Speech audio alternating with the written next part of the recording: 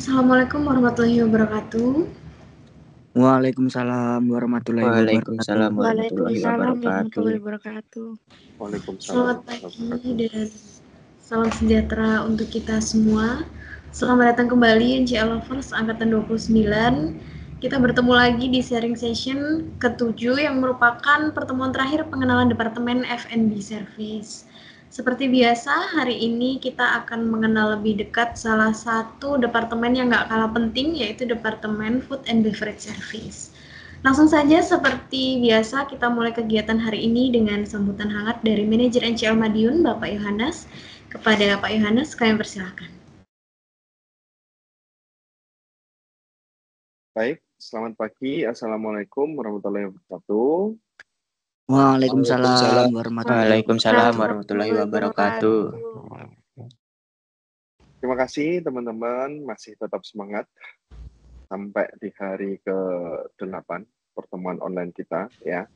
Pada kesempatan yang berbahagia ini kita masuk di sesi terakhir untuk F&B Service.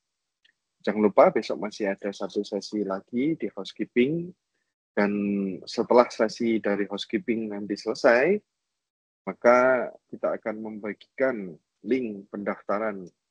Kalian ingin masuk ke departemen apa? Sekali lagi, tak jemu-jemu saya menginfokan bahwa ketika kalian memilih departemen, tolong didasarkan pada kemampuan dari teman masing-masing ya. Jangan didasarkan pada apa yang jadi kata teman mungkin kalian datang ke NCL punya teman satu kelas dulu atau satu sekolah dulu, atau mungkin tetangganya, tapi didasarkan pada kemampuan teman-teman masing-masing. Apakah ingin masuk ke front office, ke F&B service, ataupun ke housekeeping. Semua departemen baik, semua departemen tidak ada yang buruk, ya.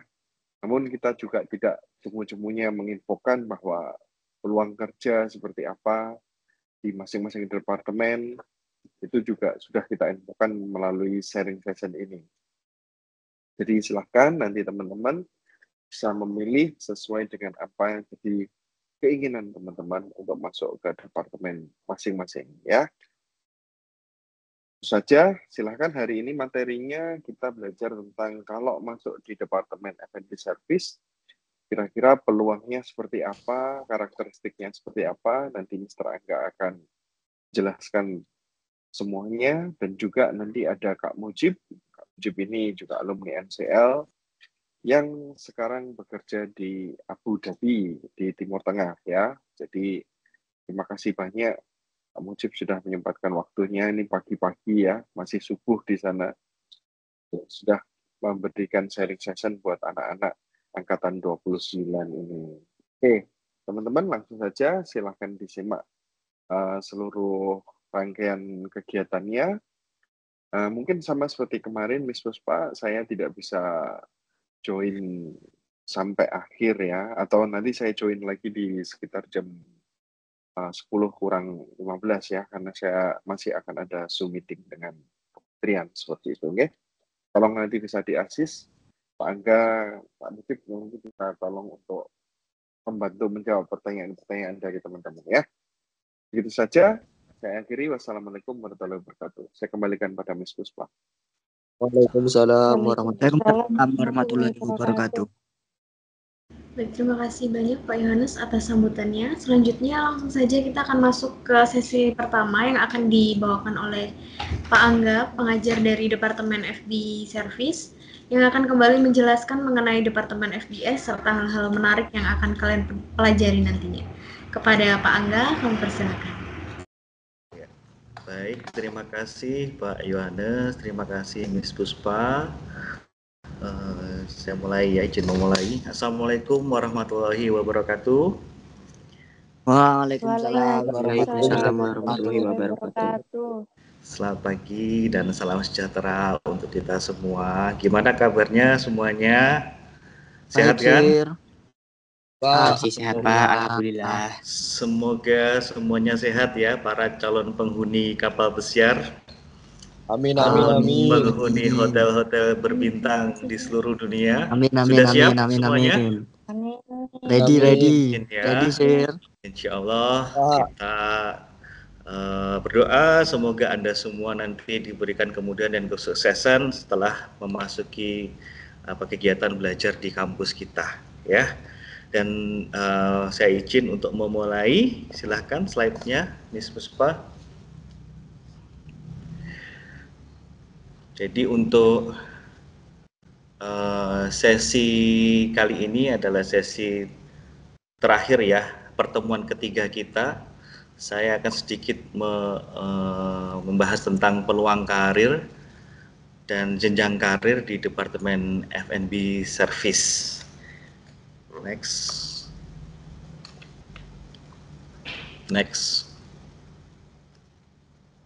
Jadi sebelumnya sekali lagi saya ingin mengingatkan kepada teman-teman semua, mohon balik dulu Miss.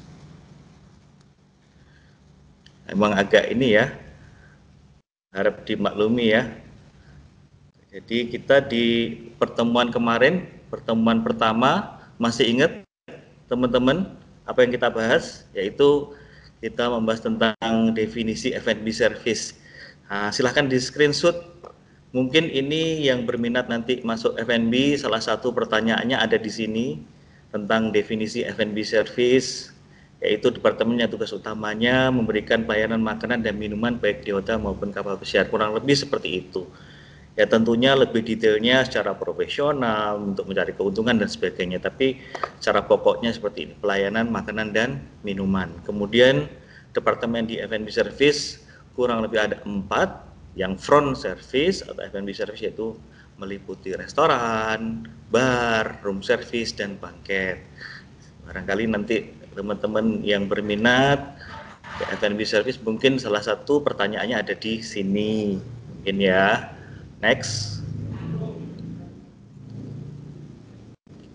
Ini pengingat lagi ya, barangkali kemarin ada yang nggak ikut di pertemuan pertama. Apa itu definisi restoran? Yaitu departemen yang bertanggung jawab atas semua operasional layanan makanan dan minuman. Ya tentunya di area restoran, meliputi restoran utama, hotel, fine dining, buffet maupun specialty restoran. Maksudnya specialty restoran, contohnya misalnya restoran Jepang, Itali, Chinese restoran gitu ya, dan sebagainya. Oke, next.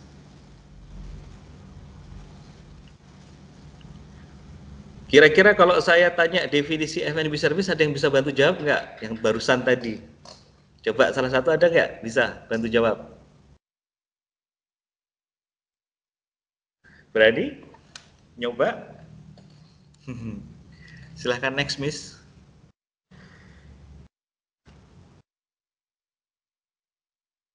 Ya, untuk bar tentunya dia bertanggung jawab dalam pelayanan minuman ya, baik alkoholik maupun non-alkoholik. Contohnya ada mocktail, cocktail, spirit wine.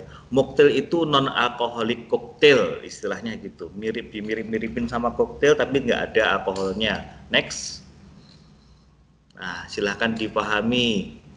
Silahkan di screenshot. Siapa tahu muncul di tesnya ke F&B service ya. Kalau berikutnya kita bahas tentang room service. Apa itu? Pelayanan makan dan minum khususnya di dalam kamar tamu hotel atau bagian lainnya selain restoran. Itu yang menghandle siapa? Teman-teman room service. Next. Nah, kalau banquet yaitu departemen yang bertugas untuk menangani MICE, event MICE dan special event. Masih ingat nggak MICE itu apa? Meeting, incentive, conference, sama exhibition. Next. Nah, ini struktur organisasinya dari bawah sampai ke atas untuk di restoran. Saya kasih contoh satu saja untuk di area restoran. Silahkan diingat-ingat, di situ ada paling bawah nanti kalau Anda misalnya selesai kuliah dari NCL, OJT atau magangnya posisinya namanya restoran trainee atau OJT. Kemudian nanti berkembangnya nanti bisa jadi asisten waiter atau busboy atau mungkin langsung di restoran waiter. Itu semua tergantung tempat ya. Tergantung tempat. Kalau umumnya di kapal biasanya jadi asisten dulu, kemudian jadi waiter. Kalau di hotel-hotel biasanya dari OJT langsung jadi waiter, dan seterusnya. Jadi kapten, supervisor, asisten restoran manager, event manager. Selanjutnya,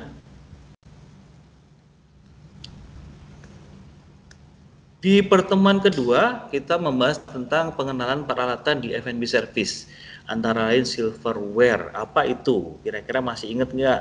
Glassware, kemudian chinaware, sama linen. Nah, saya kasih contohnya sedikit-sedikit. Sebentar, layarnya Miss.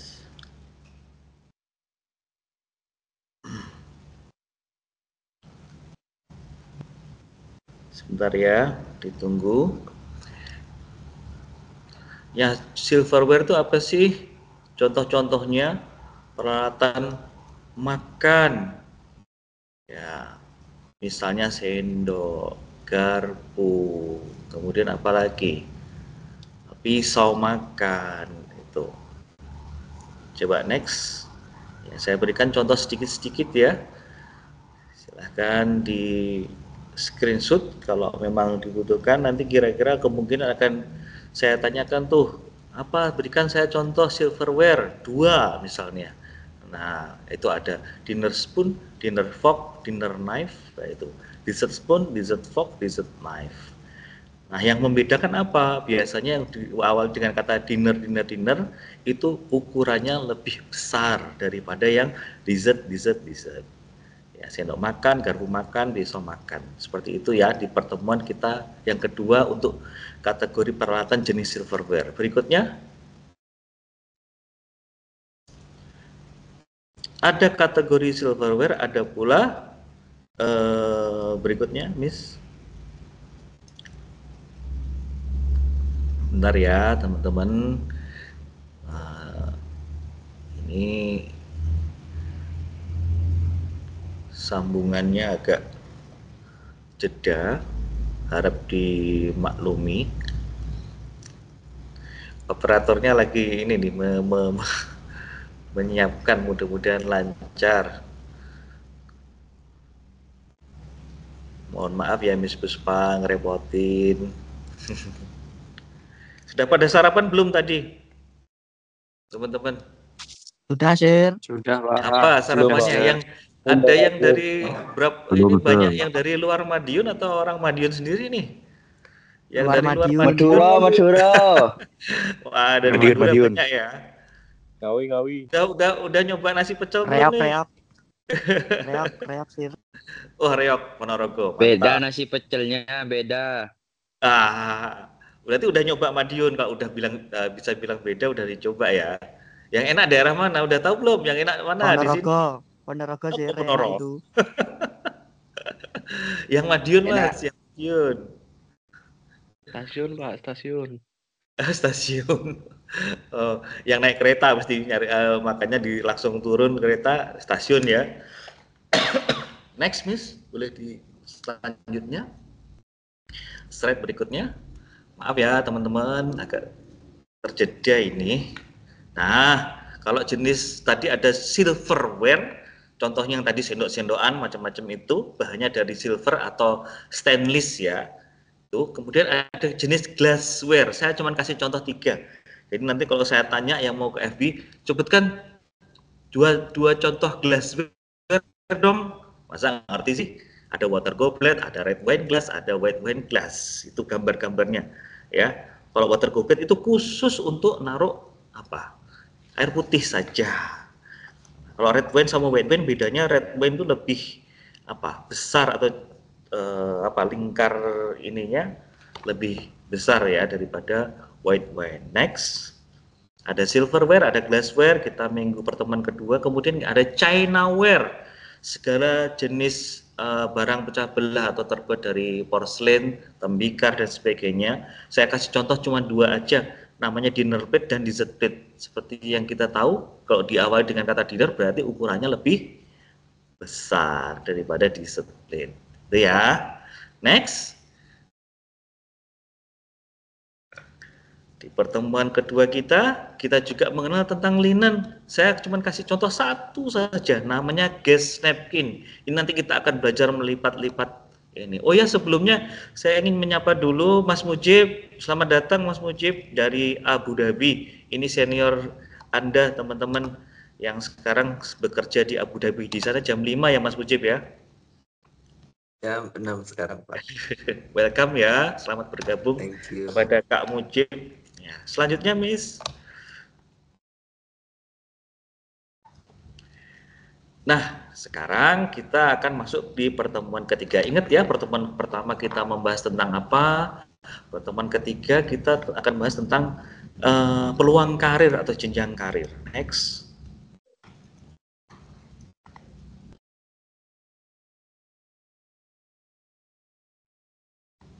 Nah, ini peluang karir atau jenjang karir di Departemen F&B Service. Next.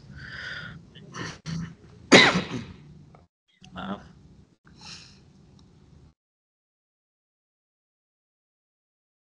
Ya, gambaran jenjang karir dari pemula hingga profesional dalam dunia perhotelan dan kapal pesiar. Ini foto kakak-kakak kelas kalian. Nah, di F&B diharapkan semuanya harus ceria ya, bahagia, ceria. Karena kalau kitanya cemberut, gimana kita melayani tamu, ya kan? Jadi nanti kita gimana caranya mengontrol diri kita untuk tetap selalu ceria, melayani tamu dengan baik. Bisa ditanyakan ke Mas Mujib tuh, beliau ahlinya menghandle tamu. Ya, next.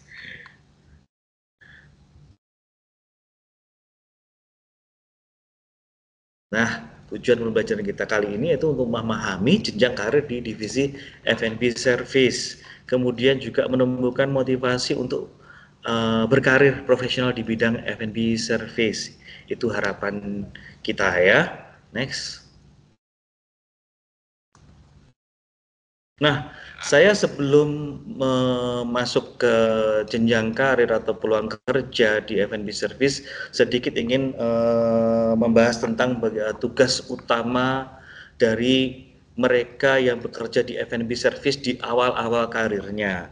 Jadi nanti misalnya Anda setelah selesai kuliah di NCL, biasanya kan magang, habis itu bekerja, mungkin jadi asisten waiter atau runner atau busboy sebutannya, atau menjadi waiter. Kali ini kita yang pertama kita coba pahami tentang tugas utamanya seorang waiter itu apa, yaitu satu, yang menyambut tamu dengan ramah serta membangun komunikasi yang baik dengan tamu. Itu sangat penting ya, gimana kita mampu membangun menjalin relasi yang baik agar tamu itu mau kembali ke tempat kita. Itu. Kemudian memberikan menu, meningkatkan penjualan, upselling, itu salah satu tugas utama waiter. Jadi tidak cuma sekedar ini teman-teman, nggak cuma sekedar selamat pagi, selamat datang, silakan duduk, kenalin saya Angga, nggak gitu. Tapi gimana caranya komunikasi yang baik itu arahnya kemana? Arahnya untuk meningkatkan penjualan. Sebagai Bapak barangkali Bapak berkenan nyoba kopi baru kita, enak sekali Bapak rasanya, bla bla bla bla bla. Diawali dengan otomatis obrolan-obrolan yang lain dulu biasanya, kemudian diarahkan tetap ke penjualan. Karena kita bekerja, teman-teman, kita bekerja di sebuah perusahaan tentunya ingin mendapatkan keuntungan atau profit, karena perusahaan menggaji kita. Harapannya ketika kita mampu memberikan keuntungan atau profit untuk perusahaan, otomatis pekerjaan kita juga aman kan, akan bisa seterusnya, selamanya gitu. Kemudian mencatat pesanan dengan tepat, ya, itu juga salah satu tugas utama waiter, karena kalau sampai terjadi kesalahan, ya tentu efeknya bisa menimbulkan yang namanya itu tadi di bawah tuh, komplain tamu. Jadi untuk menghindari itu, ya tetap tentunya Anda harus bisa mencatat pesanan dengan tepat sesuai dengan permintaan tamu. Menyajikan makanan dan minuman, tentu kita akan juga belajar nanti di F&B. Untuk tugas utama waiter, kita akan belajar bagaimana caranya menyajikan makanan dan minuman dengan baik dan benar dan aman tentunya. Kemudian melakukan clearance atau membereskan meja tamu. Itu tentunya ketika kita sudah mampu menyajikan, kita juga harus mampu membersihkan atau membereskan area meja tamu tersebut. Menangani permintaan atau komplain tamu. Nah ini, misalnya terjadi masalah, Anda sebagai seorang waiter dengan kapasitas yang Anda miliki, diharapkan Anda mampu. Nah lalu gimana Pak kalau misalnya saya komplainnya di luar kapasitas saya, bagaimana? Ya tentunya ada atasan Anda yang bisa Anda minta untuk membantu menemukan solusi. Nanti diajarkan di kelas kita juga, ya, bagaimana menangani komplain dari tamu. Kemudian menyiapkan bill dan menerima pembayaran, tentunya ya. Kemudian menjaga kebersihan area kerja umum ya. Next. Kurang lebih itu ya. Silakan di screenshot. Mungkin sebutkan 2 tugas utama waiter atau sebutkan 3 tugas utama waiter, mungkin seperti itu. Silahkan dipelajari. Kemudian tugas utama busboy atau asisten waiter apa? Membantu waiter dan kapten melayani tamu. Nah, itu. Jadi utamanya seorang asisten itu mungkin awal-awal belum dipersilahkan untuk menghandle tamu secara langsung, teman-teman. Jadi jangan khawatir, wah Pak, nanti kalau misalnya masuk ke langsung handle tamu kan saya belum hafal menu. Nah, itu salah satunya kenapa Anda ditempatkan sebagai asisten waiter dulu. Maksudnya gimana? Misalnya silahkan perhatikan nomor 3, urutan 3, membantu penyajian dan pengambilan makanan dan minuman baik dari dapur maupun bar. Nah, ini kenapa diberikan sebagai tugas utama? Karena misalnya Anda mengambil nasi goreng nih dari dapur. Nah, secara nggak langsung, secara visual Anda memperhatikan dong, oh ternyata nasi gorengnya ada sate ayamnya 2 tusuk, ternyata ada telur ceploknya, ada acarnya. Nah, secara nggak langsung, karena setiap hari membawa, kemudian dari dapur membawa, diserahkan ke waiternya, besok lagi membawa, diserahkan waiternya, kemudian bawa minuman dari bar, diserahkan waiter. Lama-lama tanpa Anda sadari, begitu ada tamu nanya, Mbak, Mas, permisi, iya kenapa Pak? Nasi gorengnya isinya apa ya? Ah, isinya ada satenya Pak. Loh, kok aku bisa jawab ya? Ada telur ceploknya Pak. Loh, ada acaranya Pak. Kadang-kadang tanpa kita harus menghafalkannya, ternyata hanya dengan visual setiap hari menjadi asisten, lama-lama hafal sendiri menunya. Itu salah satu kenapa seorang waiter sebelumnya diharapkan mampu menjadi asisten terlebih dahulu, bukan karena kita menganggap apa dan apa, enggak, justru diberikan kesempatan agar Anda tenang, agar Anda belajar, tidak harus ditemukan dengan tamu terlebih dahulu. Jadi, itu salah satunya ya teman-teman. Kemudian setup meja pelayanan, tentu itu akan Anda kerjakan sebagai asisten waiter, membantu tugas waiter. Kemudian melakukan clearance, sama ya, menyuplai peralatan bersih, misalnya silverware-nya kurang nih, sendok garpunya kurang nih, misalnya glassware-nya kurang nih, oh gobletnya habis, tolong dong ambilkan gobletnya, tolong dong goblet yang sudah bersih dibawa sini, tolong dong red wine glass-nya, tolong dong white wine glass-nya, biasanya gitu. Kemudian apalagi, oh gas napkin-nya kurang nih, ambilkan dong gas napkin-nya, lap yang untuk lap mulut dan tangan tamu, namanya gas napkin yang kita tadi sampaikan di pertemuan kedua. Kemudian membersihkan dan menyiapkan peralatan pelayanan perlapaan itu. Sudah nangkep ya teman-teman kurang lebih ya? Seperti apa? Cukup ya? Saya lanjutkan ya, saya izin lanjutkan. Silahkan di screenshot aja sambil dibaca-baca. Siapa tahu saya tanya besok. Next. Ya, nah ini teman-teman. Sebelum kita masuk ke masalah peluang kerja, saya akan memberikan contoh pembagian tugas restoran. Nah, idealnya tuh seperti inilah, bayangannya kurang lebih seperti ini teman-teman. Dalam satu ruangan restoran, Anda bayangkan ya, yang ukurannya misalnya cukup besar gitu, berapa kira-kira? 100 meter persegi? Anggap gitu, wah luas juga ya. Nah itu kita pecah atau kita potong jadi 4 gitu misalnya, 4 kelompok, 4 bagian. Nah biasanya di restoran seperti itu teman-teman, pembagiannya dibagi menjadi beberapa section namanya, atau beberapa bagian, section 1, section 2, section 3, section 4 gitu. Idealnya setiap section itu dipimpin oleh seorang kapten, restoran kapten. Kemudian ada waiter, ya tergantung waiternya mungkin 1, mungkin 2, mungkin 3, mungkin 4 per section, tergantung berapa jumlah meja yang kita jual, tergantung turnover-nya juga atau perputaran tamunya. Saya dulu di tempat saya bisa dalam sekali datang tamu 700 orang, 300 orang, ya itu tergantung, semakin banyak tamu yang datang, tentunya semakin banyak kebutuhan waiter di section tersebut. Nah, ini bayangannya. Nah, misalnya ternyata cukup diambil 2 captain saja, ya nggak apa-apa. Berarti 1 captain memimpin section 1 sama section 2 misalnya. 1 captain satunya section 3 dan section 4. Nah, kurang lebih seperti itu. Ada captain, ada waiter, ada asisten. Kemudian di sebelah kanan Anda perhatikan ada 1 restoran manager, ada 1 asisten restoran manager, dan ada 1 supervisor. Nah, dalam sebuah restoran cukup seperti ini kurang lebih bayangannya. Ya. Kalau 3 orang ini menghandle semua section ini atau membawahi semua section ini. Cuman secara tanggung jawabnya aja yang tentunya supervisor lebih kecil daripada asisten dan asisten lebih kecil daripada manajer restoran. Kurang lebih seperti itu ya teman-teman. Bayangannya kalau Anda nanti bertugas dalam 1 restoran itu kebutuhannya, harapannya, bayangannya biasanya seperti ini. Idealnya tuh seperti itu kurang lebih. Ya. Nanti kok Pak, kok ternyata di restoran saya, di hotel saya kok cuma ada 1 kapten, 1 supervisor, 1 manajer.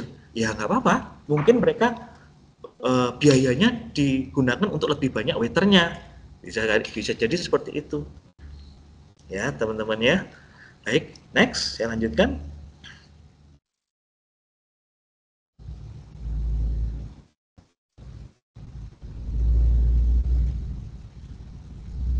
Nah, ini adalah entry level, kita masuk ke peluang atau jenjang karir di dunia F&B. Pemula, kalau Anda nanti perhatikan nomor 4, yaitu setelah selesai kuliah Anda biasanya diharapkan untuk ikut program OJT, on job training atau magang, kurang lebih sekitar 6 bulan. Nah, di situ kesempatan Anda untuk belajar semuanya. Jangan takut untuk bertanya, jangan takut salah, nggak apa-apa. Wajar, namanya orang belajar itu boleh salah, bikin salah boleh, tapi kita harus belajar. Besok hari ini aku salah, besok aku perbaiki, gitu ya teman-teman. Kemudian ada posisi namanya barback, asistennya bartender, itu ya entry level atau pemula. Kemudian ada busboy atau runner atau asisten waiter yang seperti saya saya sampaikan tadi. Kemudian ada waiter atau waitress ya. Kalau laki-laki sebutannya biasanya waiter, kalau perempuan biasanya waitress. Melayani tamu, menerima pesanan, menyajikan makanan dan sebagainya. Ini adalah posisi-posisi pemula atau entry level, teman-teman. Nah, waiter bisa di mana saja ya. Ada bisa di restoran, bisa di bar waiter, bisa di banquet waiter, bisa di room service waiter. Anda tinggal memilih. Nah, lowongan di mana, ada lowongan apa? Ya udah dicoba aja. Jangan takut. Coba terus. Nah, saya juga nanti kalau Anda di F&B service, saya siapkan diri 24 jam, silahkan kalau mau tanya-tanya kontak saya, selama saya nggak ngorok ya teman-teman ya. Selama saya nggak tidur, silahkan saya open untuk membantu Anda. Apapun yang ingin Anda tanyakan, sharing-sharing, boleh, nggak apa-apa, 24 hour. Selama nggak ngorok, itu ya. Next. Selanjutnya. Nah, ini foto teman-teman kakak-kakak kelas kalian tadi. Kemudian middle level, teman-teman, menengah. Nah, ini ada posisi namanya restoran captain atau head waiter. Itu leadernya para waiter. Udah bartender, Anda pasti sering dengar istilah bartender, udah pada tahu lah. Mereka yang ahli meracik minuman, baik alkohol maupun alkohol. Host hostess itu kayak Mbak Dinda kemarin tuh, menyambut tamu dan mengatur tempat duduk dan sebagainya. Nah, itu. Kemudian ada room service order taker. Dia yang menerima pesanan makanan dan minuman dari kamar melalui telepon biasanya teman-teman. Posisinya namanya order taker. Siapa tahu Anda ada lowongan di room service nanti di F&B, bisa ambil posisi itu. Banquet captain, leader menengah pada layanan event di banquet ya, jadi atasannya para waiter. Kemudian barista, saya rasa hampir semua Anda kayaknya nggak tahu apa itu barista. Tidak perlu saya jelaskan lagi. Jadi itu posisi-posisi di middle level atau menengah. Bagaimana cara mencapainya Pak dan sebagainya? Ya semua tentunya Anda mengahlikan diri atau memampukan diri di waiternya. Itu. Caranya adalah gimana? Misalnya Anda sekarang menjadi OJT teman-teman ya. Kalau saya selalu memotivasi atau mensupport kakak-kakak kalian itu gini, kalau Anda menjadi seorang OJT, mindsetnya jangan OJT, mindsetnya saya seorang asisten waiter atau saya seorang waiter, gitu caranya. Kalau Anda seorang waiter, nggak boleh mikirnya cuma waiter, aku harus mindsetnya seorang captain, harus di atasnya. Begitu kita merasa harus di atasnya, kita akan belajar.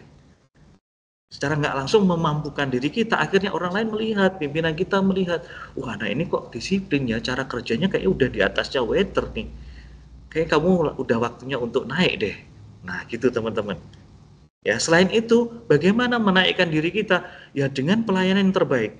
Suatu cerita, saya waktu magang di Singapura dulu, saya hanya karena membantu ibu-ibu sama anaknya, ini dulu, hanya membantu menawarkan makanan, jadi orangnya bingung, terus saya samperin, excuse me, can I help you bu, ma'am, gitu kan, saya bingung mau pesan apa mas, dan sebagainya.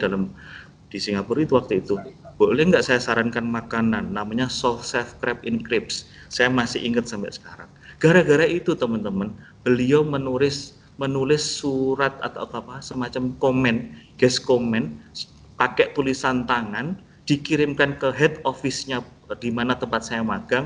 Percaya nggak percaya, gara-gara hanya karena itu saya dipromosikan jadi restoran manager. Mas Mujib tahu pasti, dengar cerita saya itu. Ini saya benar-benar alami. Jadi saya sebagai OJT anak magang yang posisinya paling bawah, tiba-tiba mendapatkan promosi sebagai manajer atau restoran manager. Dari gara-gara apa? Melayani yang sederhana saja. Melayani itu nggak usah yang ribet-ribet, nggak usah yang ini, sederhana. Yang penting tulus, senyum yang tulus, bahasa Inggris kita pas-pasan pun, ya nggak apa-apa. Saya juga, excuse me, can I help you? Sebisanya saya. Tapi kelihatan kalau kita tulus atau tidak tulus itu kita pasti kelihatan teman-teman.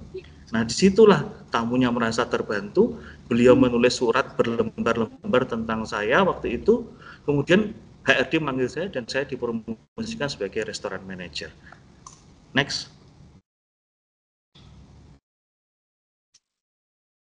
Selanjutnya supervisory level, F&B supervisor, pemimpin menengah di atas captain yang tugasnya mengawasi operasional harian. Seperti penggambaran saya tadi ya, yang section tadi, ingat kan, kalau captain di mana posisinya di dalam kotak section 1, 2, 3, 4, kalau supervisor di luar kotak, artinya mereka yang bertugas sebagai supervisor membawahi semua section. Itu outlet in charge atau shift leader, pemimpin satu shift atau outlet yang sedang dia berada saat itu. Next. Kita sekarang masuk ke managerial level. Jadi jenjangnya ini, dari tadi entry level, menengah, supervisory, Anda nanti akan mencapai titik ini teman-teman, managerial level. Misalnya kita ambil 4 paling bawah itu, ada banquet manager, restoran manager, bar manager, room service manager. Silahkan Anda nanti pilih sendiri, Anda yang menentukan, Anda cocoknya di mana. Kalau di FB, untungnya kita dapat 4 posisi itu yang bisa kita pilih.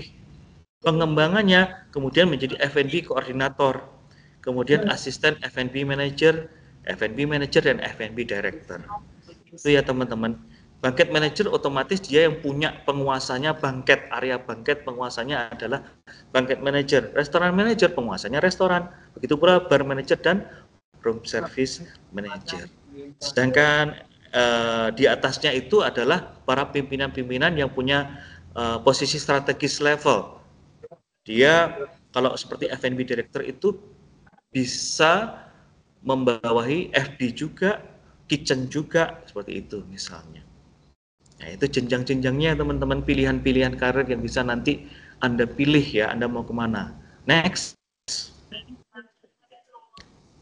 Saya kasih ini sebentar tambahan juga, spesialis F&B. Itu namanya misalnya ini ada sommelier, ahlinya wine, itu juga sebagai pilihan. Nah, gimana Pak mencapainya? Dari pengalaman bisa, dari belajar atau kursus atau memang menjadi spesialisasinya sebagai ahli wine bisa. Kemudian kedua itu ada mixologis, ya, spesialis F&B, ahli minuman kreatif, kayak kalau misalnya di musisi itu komposer gitu ya, pencipta lagu, Kalau ini kreatornya minuman-minuman gitu ya teman-teman, kurang lebih. Kalau F&B trainer tentunya sudah bisa menggambar, dia yang bertugas melatih para staff. Next.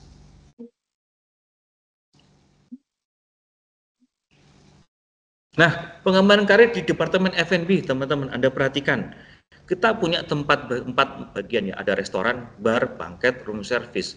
Restoran sendiri mungkin ada macam-macam. Ada restoran Jepang, di hotel kita misalnya ada restoran Jepang, restoran Cina, ada lounge, ada apalagi ya Mas Mujib ya? Ada main dining, apalagi Mas Mujib? Banyak ya macamnya restoran. Anda bisa nanti memilih gitu. Kemudian ada bar, ada banquet, ada room service. Dari 4 itu kalau Anda stay di F&B, jalurnya akan seperti ini. Kalau Anda bertahan di F&B service akan seperti ini. Kalau Anda dari restoran menjadi restoran waiter, naik jadi kapten, jadi supervisor, naik jadi asisten restoran manager, naik jadi restoran manager dan F&B manager. Tapi ini tidak mutlak teman-teman, tidak mutlak. Ada kalanya orang bisa dari kapten tiba-tiba langsung ke asisten mungkin, atau dari supervisor langsung naik ke restoran manager, bisa jadi, nggak apa-apa, nggak ada masalah dengan itu, selama orangnya mampu, gitu, dan selama ada posisi yang kosong yang ditawarkan. Ya, begitu pula di bar, mulai dari barback yaitu asisten bartender, Anda membantu menyiapkan kebutuhan-kebutuhan bartender.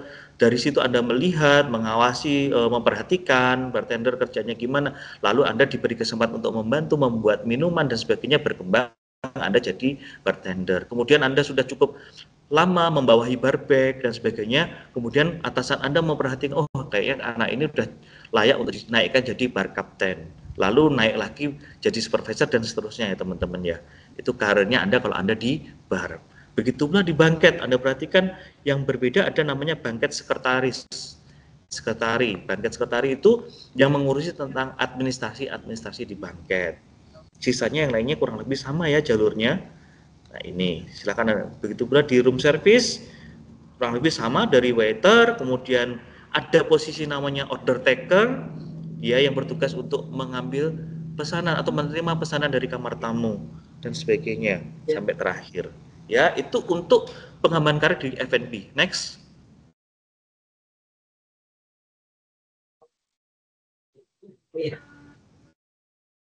Nah, sekarang saya menggambarkan bagi yang ternyata punya kesempatan loh, kita di F&B itu nggak cuma di Departemen F&B sendiri.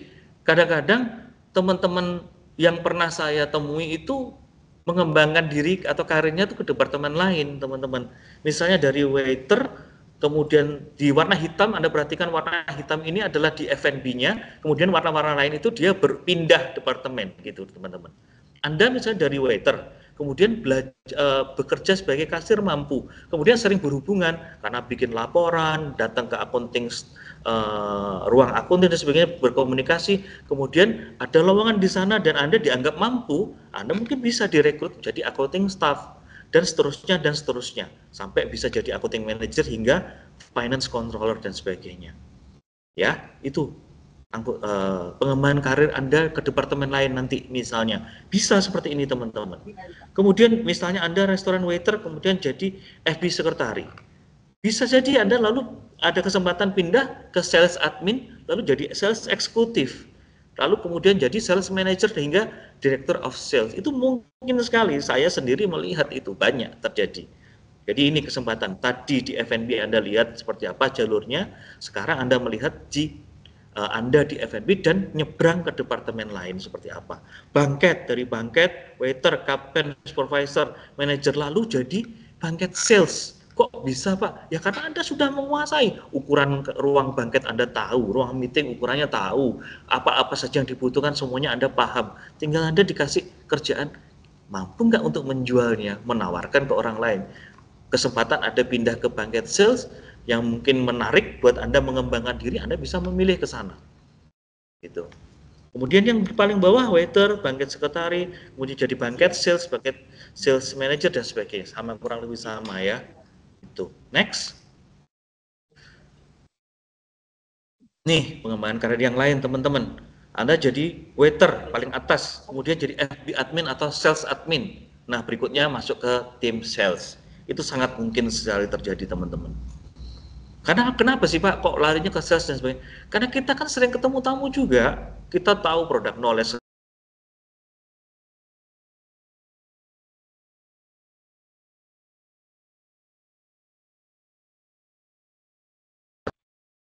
Halo, ya, karena kita sering, jadi saya ulang ya.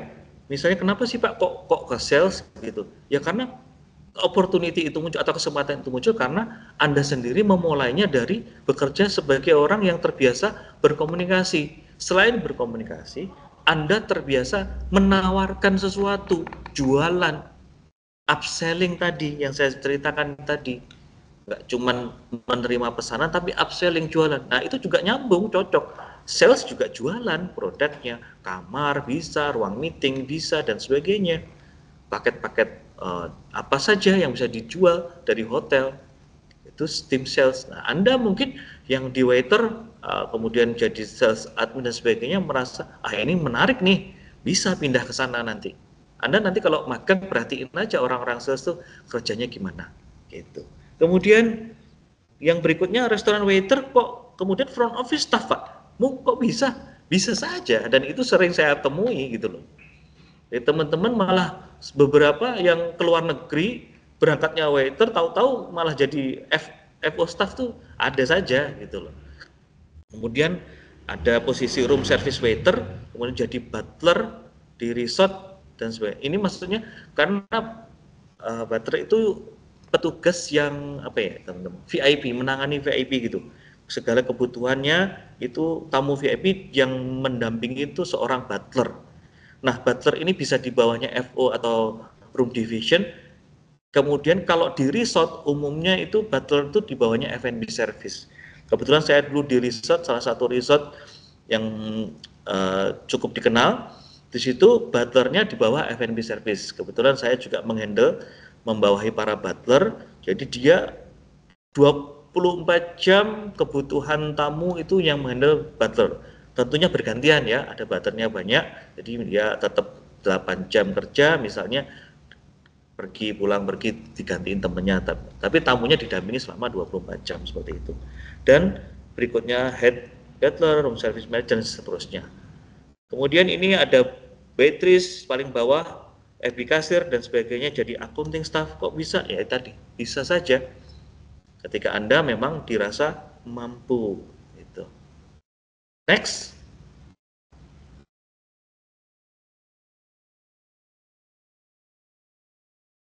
Ya, next. Silakan diputar. Silakan diputar, Miss. 3 menit lagi, Pak. Ya, silakan diputar aja. Sudah selesai saya. Diputar videonya. Next testimoni.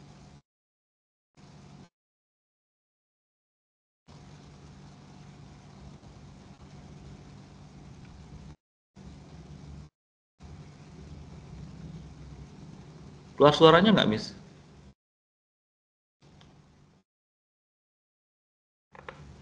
Tolong diulang kalau nggak ada. Teman-teman dengar nggak?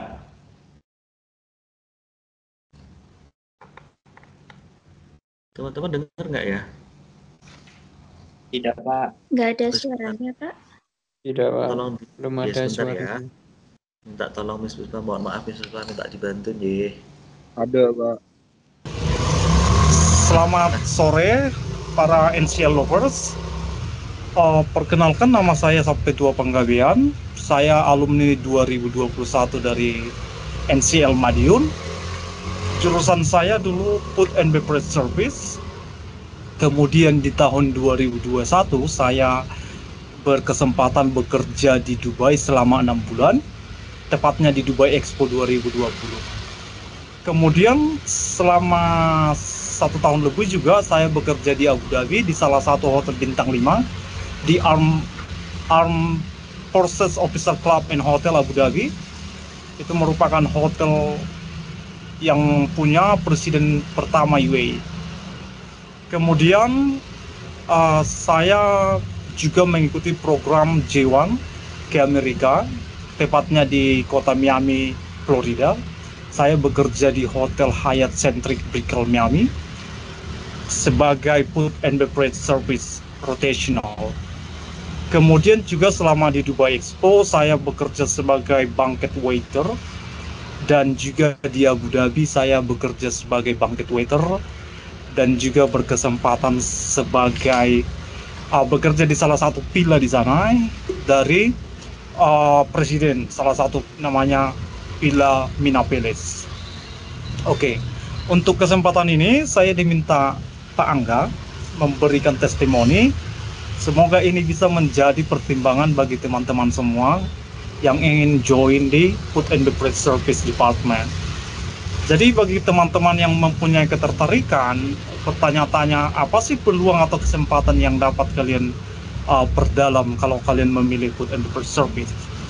So, because this is as a testimony, I would like to say Food and Beverage Service is not about how you serving food, it's not about how you deliver and clean the table.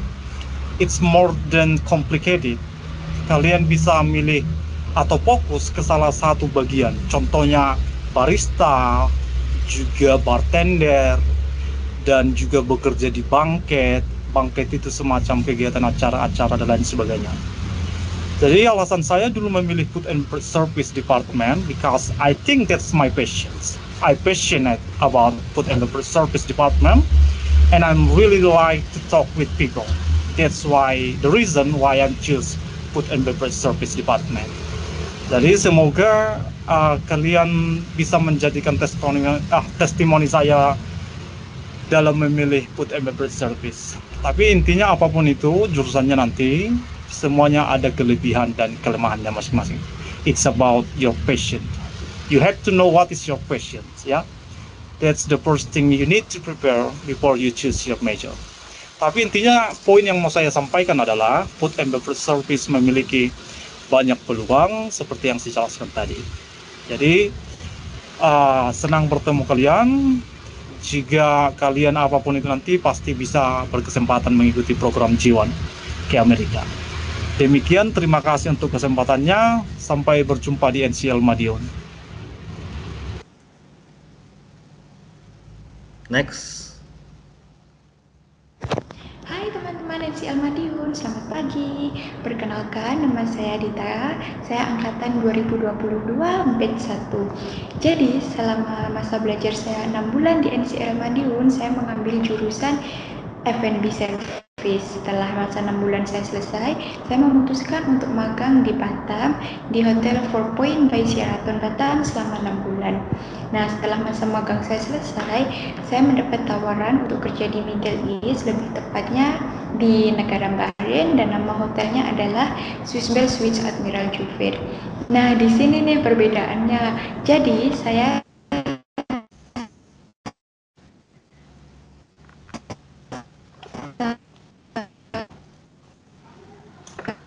Kok macet ya? Macet terus ditinggal ya? Apa?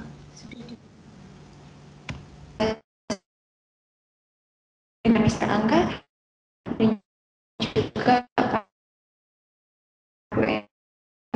SKL lainnya, dan mereka menyarankan saya dan hal-hal baru, maka saya mengambil keputusan ini. Jadi, untuk teman-teman semua yang sekarang ini di berbagai departemen seperti F&B, front office, ataupun housekeeping, jangan takut dan jangan berkecil hati. Pasti nanti kalian kalau sudah bekerja, masuk di lingkungan kerjanya, kalian pasti mendapat banyak tawaran untuk pindah ke departemen lain. Dan kalian harus mengambil itu selagi itu baik ya, karena itu adalah kesempatan yang bagus untuk karir kalian ke depannya. Nah, untuk bahasa Inggris juga, dulu bahasa Inggrisnya juga sangat pas-pasan sekali. Tapi setelah kalian bekerja, terutama di lingkungan yang mengharuskan kalian menggunakan bahasa Inggris sehari-hari, for sure kalian pasti bisa, karena kalian mendengar, kalian berbicara. Hai teman-teman. Teman-teman mohon maaf ya, waktunya terbatas sekali ini. Saya sampai kena teguran Miss Puspa. Mohon maaf Miss Puspa. Ini saking semangatnya ini. Ini penutup nih, setiap posisi adalah batu loncatan menuju kesuksesan. Dengan disiplin, kerja keras, dan semangat belajar, kita akan bisa sampai ke puncak karir terbaik. Amin ya. Semoga Anda semua sukses ke depan. Next. Teman-teman, sekarang kita akan menampilkan tamu kita. Beliau namanya Mas Mujib. Bisa di next, Miss. Profilnya. Nah, ini Mr. Mujib, alumni NCL Madiun. Next. Nah, ini dia ya. Next. Nah, ini dia ya. Nah, ini beliau nih, Mas Mujib. Terakhir, foto terakhir, diputar Miss sedikit aja. Ini penghargaan yang diberikan kepada Mas Mujib, biar nanti beliau cerita sendiri apa itu. Sambil dimulai Mas Mujib, silahkan langsung dimulai. Perkenalkan diri Mas Mujib. Waktunya kurang lebih 15 menit ke depan.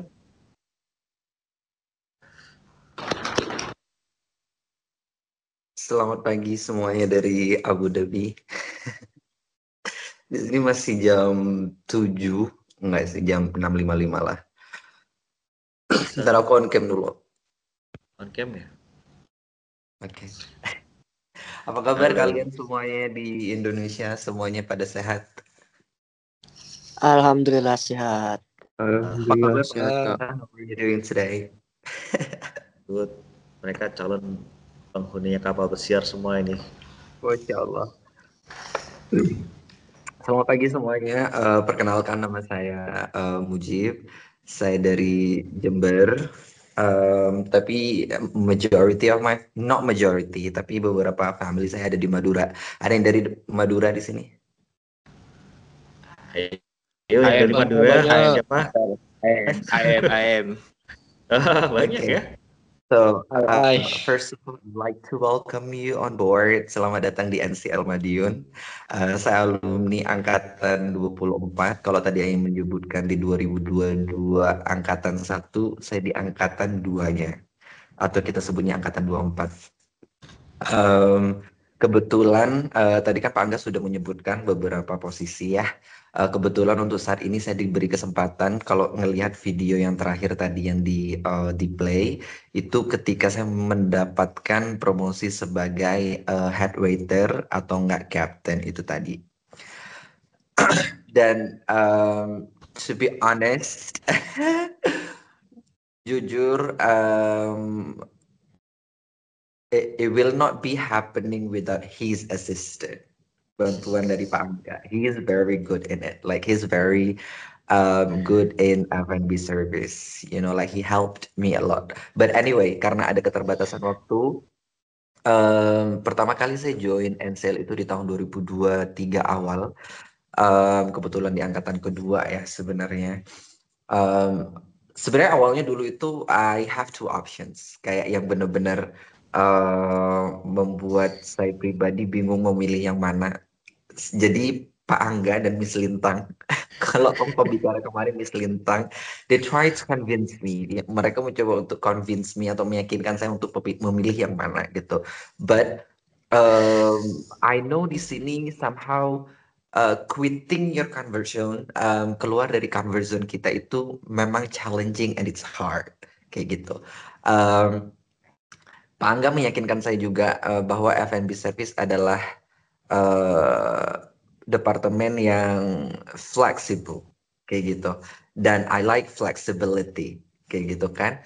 And then one word that catch me kenapa aku memilih F&B service itu dikarenakan satu hal. I don't see what reason behind me everything, but I see only one word, bahwa F&B service itu easy to get job.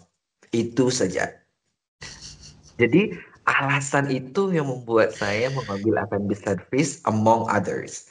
Kayak semuanya kan punya rintangannya masing-masing ya, gitu. Ada kesulitannya masing-masing ya. Karena jujur li, kalau yang dari Madura pasti tahu kalau kita suka kemana-mana, kayak gitu. Kita suka merantau kemana-mana. Dan align with that culture, F&B service membantu saya sampai saya bisa ke beberapa negara. Pertama setelah dari NCL, pendidikan selama, if I'm not mistaken, 6 months at the college. Saya berkesempatan untuk join di salah satu luxury brand namanya Shangri-La, dan itu di Penang waktu itu. And I did that 6 months gitu, 6 bulan di sana. Jadi sekarang teman-teman tergantung dari teman-teman mau bergerak cepat atau mau laid back gitu kan. Culture kita sebagai orang Indonesia kan laid back ya, nanti dulu gitu kan. Cuma kemarin kan kalau saran saya nanti ketika kalian OJT, kalian harus keep contact dengan NCL, terkhususnya dengan Pak Angga. Kenapa?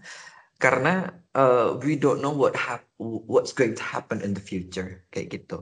Jadi di 1 bulan sebelum saya menyelesaikan OJT saya waktu itu, saya langsung kontak NCL. Hey, this is my next plan. I want to I do not want to wait. Aku nggak menunggu yang gimana-gimana. Jadi I give my CV to NCL, and then they help me with everything gitu. Jadi kalian itu beruntung sebenarnya join dengan NCL. I can bet you 100%. Kayak bisa menjamin 100% gitu. You are in the right place and you are in the right moment gitu. Karena kan saya waktu OJT itu bergabung dengan beberapa university atau beberapa LPK yang bisa dibilang dari all around Indonesia gitu kan. Not because I'm from NCL, not because I'm from his guidance, but I can show you guys that NCL is the best. Not because I'm from there. No, if I were standing in front of the dedications of every university, I would say the same. Because ya itu karena kita punya instruktur yang ahli di bidangnya, terkhusus Pak Angga sih. So he's very good in it. And also facility that NCL gives. Sekarang fasilitasnya NCL itu complete gitu. Jadi semuanya sudah tersetup. Jadi kalian sudah enak gitu. But in my time back then, NCL itu kan banyak lantai ya. So I have to go down to the first floor, take out the plate, and also the glasses to go to the 4th floor. Dan itu kan NCL gak ada lift ya, gitu. Jadi kita naik tangga. But it trained me gitu. Jadi jangan lihat nggak ada liftnya ya, tapi di sini dilihat perjuangan bagaimana how I really want to be successful gitu. Di sini ada teman-teman yang cita-citanya nggak sukses nggak? Atau semua cita-citanya sukses? Sukses dong. Pengen sukses. Sukses ya. Dong. Jadi ketika sukses itu bukan hanya kata-kata. Sukses itu bukan hanya kata-kata, sukses itu sebuah determination, sebuah tujuan dan sebuah janji terhadap diri gitu. Oke, terakhir gitu kan, setelah jadi prosesnya sangat cepat teman-teman, dan saya akan kasih tahu kuncinya kenapa prosesnya sangat cepat. Jadi saya interview itu kalau nggak salah di tanggal 8 Januari sore gitu, karena kan perbedaan waktu antara Malaysia dan Abu Dhabi panjang ya, 4 jam.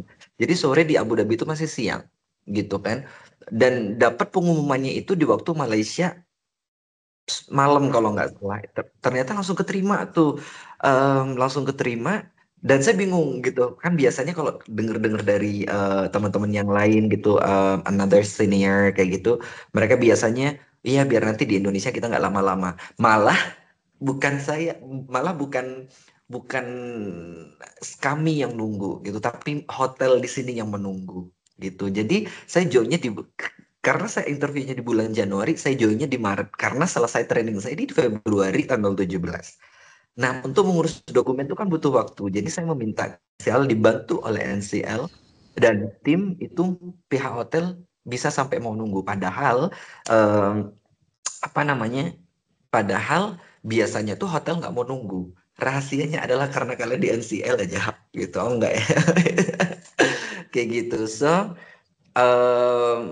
habis itu saya join di salah satu brand di Abu Dhabi, itu di Saadiyat Island, kita sebutnya di Pulau Saadiyat. Jadi salah satu pulau buatan bisa dibilang dari Abu Dhabi yang tempatnya itu luxury hotel tuh ada di situ semua.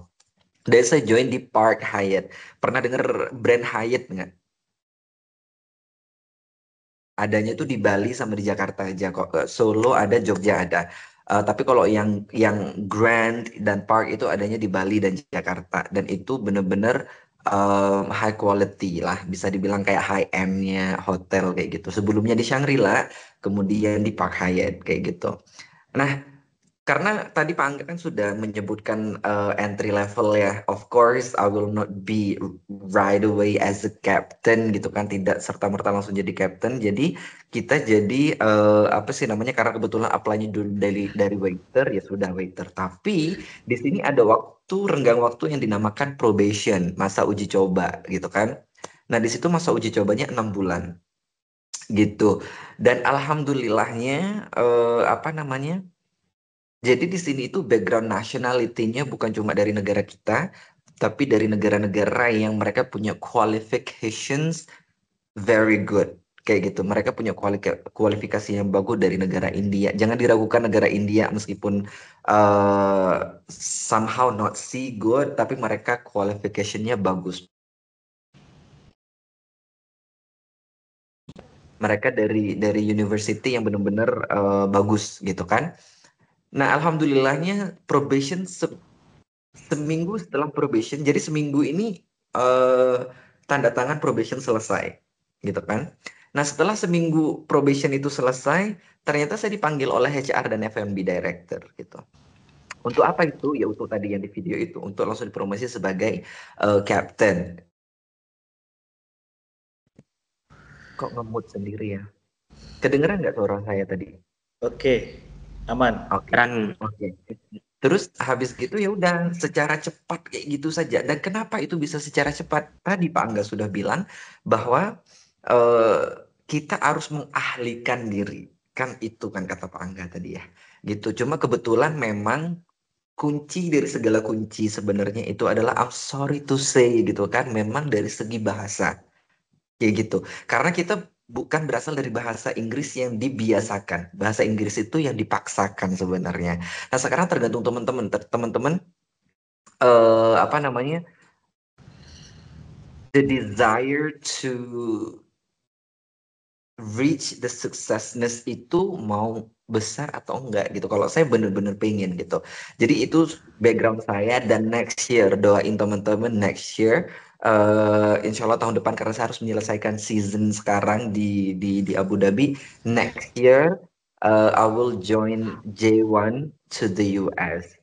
Jadi doain teman-teman semoga bisa tembus ke US, karena program J1 itu is very good for us to improve. Jadi siapapun teman-teman yang pengen join dan masih bingung, ingat kata kuncinya tadi. Pertama, kalau kalian mau cepat prosesnya dan kalian mau cepat dapat kerja, itu kalian ke F&B service under his guidance.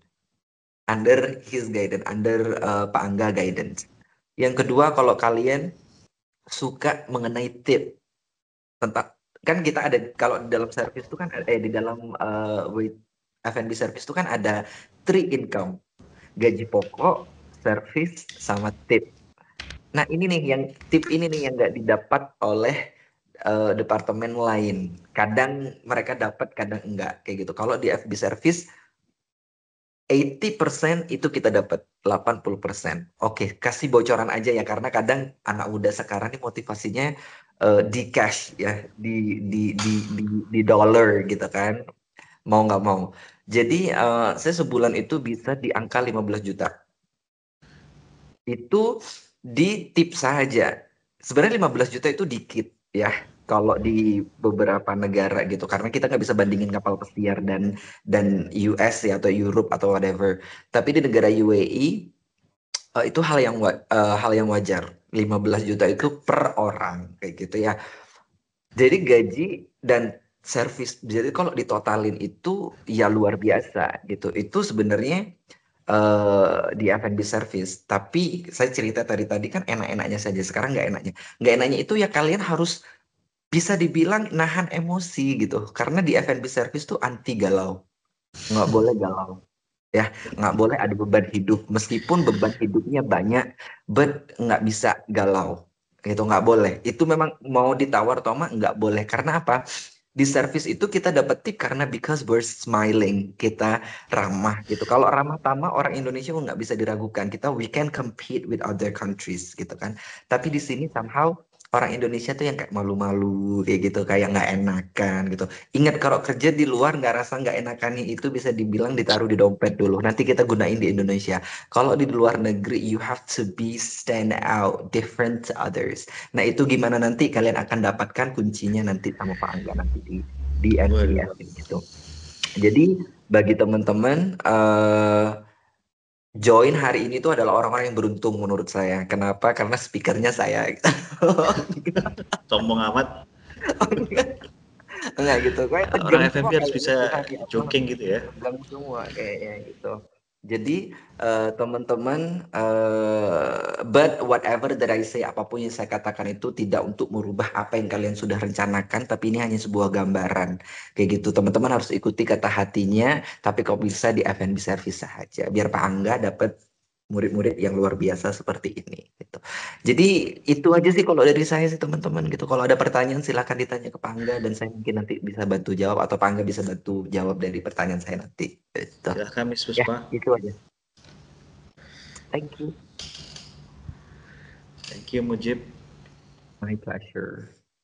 Ya, baik, terima kasih banyak Pak Angga dan juga Kak Mujib sudah membagikan materi dan juga pengalamannya kepada teman-teman NCL Lovers angkatan 29. Langsung aja ini kita masuk ke sesi tanya jawab. Di kolom chat sudah ada pertanyaan dari Kak Wahyu. Kak Mujib dulu Englishnya les di mana, terus setelah OJT susah nggak mendapatkan lokernya? Silakan Kak Mujib.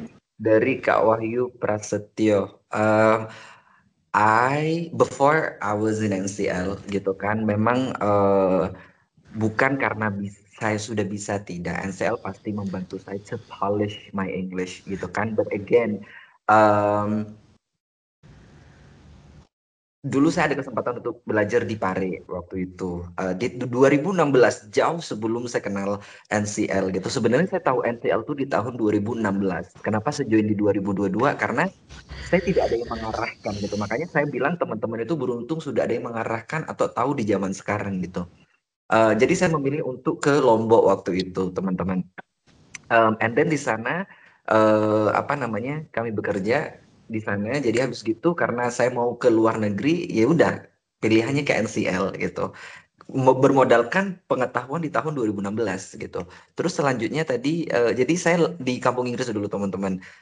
Cuma jangan terbawa oh pantes kayak gitu. No, language is about practice gitu. You can ask Pak Angga. I don't have any shame on myself to talk to him in English. I have never been to. Jadi dengan Pak Angga saya selalu praktek bahasa Inggris gitu, gak ada rasa canggung-canggungnya sama sekali gitu. Karena kalau kalian mau bisa belajar bahasa Inggris atau bisa bahasa Inggris, the only key to be able to talk in English is just practice. Praktek saja. You can ask Pak Angga as your partner. Bisa minta Pak Angga sebagai partner untuk belajar bahasa Inggris gitu ya. Jadi telepon Pak Angga, how are you doing today gitu kan. Praktek Pak Angga, what would you like to order kayak gitu. Jadi praktek kayak gitu dengan Pak Angga gitu supaya nanti kalian terbiasa. Terus susah dapat lokernya enggak sama sekali teman-teman. Jadi tadi kalau teman-teman perhatikan salah satu penjelasan saya pribadi, F&B service itu kan saya tadi punya dua pilihan nih, FO dan F&B service. Kenapa saya pilih F&B service itu? Yaitu karena mudahnya dapat pekerjaan. Kayak gitu, teman-teman. Jadi kalau ditanya susah atau enggaknya sebenarnya tergantung diri kita mau bergerak atau enggak gitu. Percuma saja nanti kalau misalkan setelah OJT teman-teman ya itu tadi nanti dulu deh gitu kan, nanti dulu deh gitu. Enggak bakal cepet gitu karena sesuatunya itu harus dijemput, bukan datang dengan sendirinya kayak gitu. Jadi itu teman-teman, Mas Wahyu Prasetyo, semoga terjawab pertanyaannya. Les di bahasa Inggrisnya dulu di Pare, terus habis gitu dibantu NCL untuk polish, and then kedua cari lokernya mudah sekali bisa dibilang, makanya F&B service sih. Ya mungkin bisa saya tambahkan ya, kalau untuk loker sering-sering aja nanti kontak akademik ya, kontak Miss Puspa, kontak Mistika, itu pasti informasi banyak sekali akan Anda dapatkan nanti ya setelah. Jadi kemudian maksudnya setelah nanti selesai OJT itu jangan terlalu lama juga di rumah ya. Yang sering saya ingatkan ke teman-teman itu, mohon maaf, kalau misalnya selesai OJT ya langsung aktif, apapun pekerjaannya di F&B, misalnya adanya di hotel casual dulu, nggak apa-apa, casual dulu, nanti sambil menunggu informasi, sambil melamar. Jadi jangan terlalu lama di rumah. Kalau udah terlalu lama di rumah, nyaman di rumah, nanti nggak mau bergerak, tahu-tahu udah lewat 2 bulan, udah lewat 3 bulan, jadi males mau ngapa-ngapain. Nah, mending cari aktivitas kerja casual, daily worker, untuk karir itu sambil tanya terus ke Miss Puspa, Mistika. Banyak sekali kalau untuk lowongan pekerjaan, sekarang kembali ke Anda mau atau tidak saja. Gitu. Kalau untuk masalah bahasa Inggris, saya rasa ayolah, saya juga bukan ahli bahasa Inggris banget ya, sebisanya Mas Mujib itu yang lebih jago. Cuman kalau saya yang penting lawan bicara kita ini dulu teman-teman. Yang penting kita tuh berani nyoba aja. Gak usah khawatir, saya tuh selalu terbuka ya. Jadi kalau anak-anak, ayo pelan-pelan satu kata, dilatih dulu 2 kata, 1 kalimat. Dan dalam kelas kita pun saya juga perlahan-lahan semua pasti ada step-stepnya. Bahasa Indonesia dulu, ayo coba kita alihkan gitu ke bahasa Inggris. Nanti lama-lama muncullah rasa percaya diri, keberanian untuk ngomong dari candaan-candaan. Good morning guys, good morning sir, Ayu baik-baik saja, yes I'm okay saja. Itu nggak apa-apa, kita sambil ngobrol di kelas kayak gitu. Lama-lama expert kayak Mas Mujib ini, gitu ya. Selanjutnya Miss. Ya, selanjutnya Miss boleh minta tolong share materi. Iya, nanti materinya di share di grup ya teman-teman. Ini langsung aja ke Kak Valentino. Izin bertanya, Sir Angga, menurut Sir Angga, kalau pengen pekerjaan yang menantang atau yang bekerja keras, terus sering dapat tip itu masuk yang mana ya sih? Kalau di F&B service saya rasa ini Mas Valentino ya, semuanya menantang kalau Anda punya passion di situ. Gak ada hal yang tidak menantang. Maksudnya menarik menurut saya semuanya, karena saya dulu sangat mencintai F&B. Jadi saya ceritakan teman-teman, saya dulu tuh sangat nggak suka. Pertama kali kuliah itu di sekolahin di Bali, di Sekolah Tinggi Pariwisata Bali itu saya kayak setengah terpaksa, karena saya daripada SMA atau daripada SMA aja, ya lumayan lah dikuliahin tante saya gitu ya. Apaan sih F&B ini, apaan sih, yang nggak tahu, saya orang Madiun nggak ngerti F&B. Terus lalu apa yang terjadi? Saya pindah, saya kuliah di Udayana, ngambil sastra Inggris. Kemudian saya kuliah lagi di UNESA Surabaya, sastra Inggris lagi. Ternyata apa? Begitu saya menjalani passion saya, ternyata saya baru sadari saya di F&B, ketemu banyak orang dan sebagainya. Itu. Jadi menurut saya semuanya bisa menjadi tantangan yang menarik. Kemudian untuk tips ini Mas Valen, saya rasa kita bisa ngobrol deh nanti kalau ada waktu. Nanti saya kasih sharing-sharingnya. Kalau masalah tips itu, pertama ada yang penting Anda bekerja dengan sepenuh hati. Apapun posisinya, saya nggak bisa bilang, nggak cuma ngomong di F&B, mau Anda di housekeeping, mau Anda di FO. Kalau Anda malas-malasan di FB juga nggak jadi apa-apa. Tapi kalau Anda sungguh-sungguh di posisi apapun, dia Anda melayani tamu dengan sepenuh hati. Saya cerita lagi nih, jadi akhirnya cerita lagi. Di Singapura waktu itu, saya melayani tamu, ibu-ibu sama anaknya, kemudian saya tawarkan makanan, beliaunya nulis surat komen ke perusahaan, saya diangkat dari OJT, anak magang saya dijadikan restoran manager. Ditawari posisi itu. Di tempat lain, saya alami lagi teman-teman. Percaya nggak percaya? Hanya saya menawari kopi sama bapak-bapak. Saya nggak kenal beliau, saya baru 3 hari. Saya baru 3 hari bekerja di situ, diajak ngobrol, Bapak berkenan kopi, saya ambilkan. Begitu saya kasih kopi, beliaunya ini, Bapak mungkin mau dessert, mau ini, saya tawarkan lagi. Dia nengok, baru ya Mas gitu. Iya Pak, saya baru 3 hari di sini. Tahu nggak apa yang terjadi teman-teman? Gara-gara cuma ngasih kopi, tiba-tiba saya dipromosikan jadi manajer di tempat itu. Langsung. Saya nggak tahu ternyata beliau siapa. Adik kandung pemilik perusahaan. Seperti itu teman-teman. Kita nggak usah pandang siapa yang kita ini. Kalau masalah tips, saya dulu coba Anda klik Aman Resort Group Hotel. Itu saya dulu per hari bisa sampai 500 sampai 1,5 juta di zaman saya, teman-teman ya. Dari mana saya dapatkan itu? Ya kita melayani dari hati aja, apapun posisi kita di F&B. Anda bisa jadi bartender, Anda bisa jadi barista, waiter, atau apapun posisi di banket. Asalkan sepenuh hati, insya Allah tips akan mengalir deras ke Anda. Next, Miss.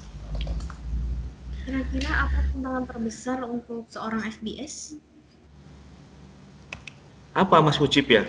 Mas Mujib kira-kira bisa bantu? Tantangan terbesarnya adalah insecurity. Jadi tantangan terbesarnya itu adalah sebenarnya diri kita sendiri, tantangan terbesarnya. Karena kan tadi itu ada relation to what I've said terhadap apa yang sudah saya katakan tadi, bahwa being a waiter or F&B attendant itu kita tidak boleh galau, teman-teman. Kita nggak boleh sedih. Boleh, tapi harus disembunyikan gitu. Kita kalau di dalam, makanya kalau teman-teman lihat di video TikTok tuh yang kayak POV ya, point of view jadi waiter itu, ketika di dalam tuh kita teriak, kita lelah, kita capek gitu. Tapi kita ketika udah buka pintu masuk ke hotel, kita kayak, hai apa kabar sir, luar biasa ke hari ini gitu. Jadi kita mencoba untuk jadi orang lain kayak gitu.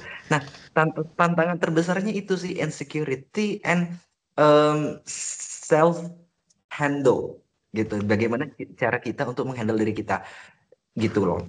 Jadi kan beda dengan teman-teman yang ada di departemen lain gitu kan, yang di back house kita nyebutnya, yang di back office atau gimana. Mereka kan nggak ketemu tamu, jadi mereka sambil bedding gitu ya, sambil make up room itu kan terserah mereka pada saat mereka nyebut apa sih namanya ganti spray itu terserah mereka mau nyebut apapun di situ karena nggak ada yang perhatiin gitu loh. Tapi kalau di F&B service itu kan kita sebutnya front of house ya. Jadi apapun yang kita lakukan tuh terlihat gitu. Jadi kalau bisa dibilang tantangan terbesarnya itu aja sih teman-teman. Kalau yang lainnya itu kan bisa dipelajari ya, di Excel nanti dipelajari. Tapi kalau emotion, sikap dan perilaku tuh ya kenyataannya memang kita udah bawa dari sana gitu kan, dari mana kita berasal dan dari mana kita dulu mendapatkan pembelajaran tentang etika kayak gitu bisa dibilang. Jadi tantangan terbesarnya itu sih, karena tapi banyak kok yang berhasil yang di awalnya itu mereka nggak bisa self control atau apa, masuk ke F&B service mereka bisa jadi lebih calm gitu. Makanya ada sebuah kata-kata yang bilang bahwa orang F&B service itu bisa kerja di mana aja. Kenapa? Karena mereka sudah, orang paling tersabar tuh adalah orang F&B service. Tersabar, kita dimaki-maki. Mungkin bisa ditanya sama Pak Angga ya. Oh, dimaki-maki itu sering gitu kan. Karena apa ya itu? Karena kita mungkin kita nggak ramah gitu. Kalau ada guest yang sensitif kan, Mas kenapa cemberut aja gitu loh. Itu kan sudah minus ya di kita ya gitu loh. Jadi tantangan terbesarnya itu saja sih Pak Angga menurut saya untuk teman-teman. Ya, tapi sekali lagi juga teman-teman jangan khawatir ya. Tentu itu jarang terjadi juga kok. Tabu tuh sampai seperti itu kejadian. Nggak setiap hari akan kayak ya banyak funnya pasti di event itu banyak funnya. Tapi kalau misalnya terjadi itu, saya yakin kan Anda nggak sendiri. Anda juga sudah terlatih dan Anda nggak sendiri. Banyak senior juga yang bisa membantu mengatasi. Jangan khawatir, jangan takut. Semua sudah punya porsinya masing-masing ya gitu. Kemudian kalau kedua saya rasa masalah konsistensi ya teman-teman. Kadang-kadang ya namanya bekerja itu apapun posisi dimanapun harus konsisten, itu tantangannya. Kalau Anda sedikit ini nyeras, pindah ke sana, pindah ke situ, jadi nggak jadi apa-apa. Jadi harus konsisten, fokus di satu hal yang Anda benar-benar lakukan. Dan gini teman-teman, selama Anda tuh konsisten, pasti saya bisa jamin pasti Anda capek. Mungkin teman yang lain 1 bulan, mungkin Anda butuh 2 bulan, nggak apa-apa, tapi pasti Anda capek. Mungkin orang lain butuh 3 bulan, mungkin Anda harus 4-5 bulan, nggak apa-apa. Tapi selama Anda konsisten itu pasti tercapai. Ya, terima kasih. Next, Miss. Pak Mujib, Izin bertanya, selama bekerja, apakah kakak pernah merasakan tekanan, burnout, ataupun guncangan emosional? Jika iya, apa yang kakak lakukan untuk mengatasi semua itu? Kak Mujib, silakan dijawab.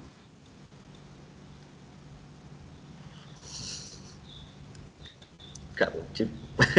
Mic-nya Kak. Masih ke unmute Kak, bisa di... Mic-nya dinyalakan dulu. Sorry. Tadi pertanyaannya apakah pernah ngalamin burnout, guncangan gitu ya? Yang pasti tidak mau menyembunyikan. Pernah. Ya, pasti. Jangan cinta itu loh, waktu putus itu loh kamu. Enggak ya? Jadi pasti iya. Itu udah pasti iya. Dan pasti terjadi gitu. Cara menghadapinya gimana? Remember the purpose of why you are there. Gitu. Lagi dan lagi kalau ditanya, I've always been knowing myself. Kenapa sih saya sekarang di sini? Contoh anggapannya dulu ketika di NCL. Ada boringnya, ada kok gini aja ya gitu. Tapi I remember my purpose, why am I joining NCL? Kayak gitu. Purpose-nya apa? Travel. Have so many dollars. Kerja ke luar negeri. Nah, jadi karena down itu udah pasti ya, tekanan tuh udah pasti. Jadi yang bisa take you out from that pressure is not other people, bukan orang lain yang bisa ngambil kita kayak keluar dari ketidaknyamanan itu, bukan orang lain sebenarnya. Orang lain may help you to give you a word gitu bisanya. Tapi yang bisa take out, mengeluarkan kita dari tekanan itu ya diri kita. Dan kalau tadi pertanyaannya gimana cara ngehandle, ya itu jawabannya adalah mengingat tujuan kita, kenapa kita di sini. Itu aja sih, as simple as that, tapi susah untuk dilakukan karena somehow our decisions, ini teman-teman, teman-teman pasti kalau apalagi di zaman sekarang tuh kan banyak banget community ya, teman-temannya banyak, terus sahabat-sahabatnya banyak gitu kan.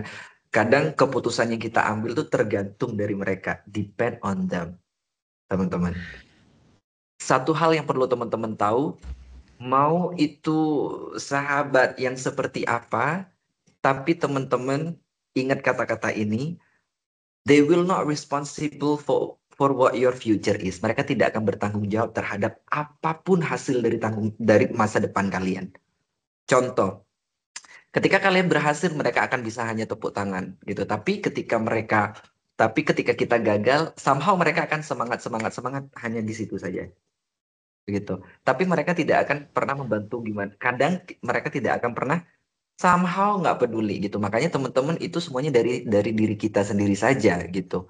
Jadi untuk pertanyaan tadi jawabannya yaitu tekanan iya, cara keluar dari itu yaitu remember our purpose, our value gitu, tujuan kita dan nilai kita gitu teman-teman. Terima kasih, mungkin Pangga ada tambahan. Ya, saya rasa itu sudah cukup mewakili, bagus. Jawabannya Mujib ya masuk. Ya, lanjut aja. Celia ya, mudah-mudahan bisa terpuaskan dengan jawabannya Mas Mujib ya. Jadi Kak Wahyu lagi, Kak Mujib, can you give me motivation for today? Izin lagi Pak Angga untuk saya lagi. Untuk Mantap. motivation for today untuk Wahyu Prasetyo. Wahyu Prasetyo ini dari tadi aktif bertanya, ini ciri-ciri orang sukses biasanya, banyak tanya. Amin. Jadi yang lainnya juga mau sukses. Harus yang banyak lainnya tanya. Yang mau hadir di sini berarti dia memang inginnya sukses, Mas. Oh gitu, iya benar. Oke, my mistake. Jadi untuk motivasi hari ini adalah I will give you two motivations basically. Satu di dalam bahasa Inggris, satu di dalam bahasa Indonesia gitu. Simply word saja bahwa if there is a will, there is a way. Artinya apa? Di mana ada kemauan, di situ pasti ada jalan. Remember itu saja. Jadi apapun itu tergantung dari kemauan kita, gitu. Apakah kita mau maju? Apakah kita mau mundur? Apakah kita mau sukses? Apakah kita mau gagal? Apakah kita mau burn out? Apakah kita mau ini? Kan semua tergantung kita ya. Kita adalah the key of the life. Gitu. it doesn't matter how big the motivator is talking to you, even though Presiden Prabowo mau ngomong di depan kalian, if you do not have the willingness, kalau kita nggak punya kemauan itu, it will never happen. Kayak gitu Mas Prasetyo, Wahyu Prasetyo.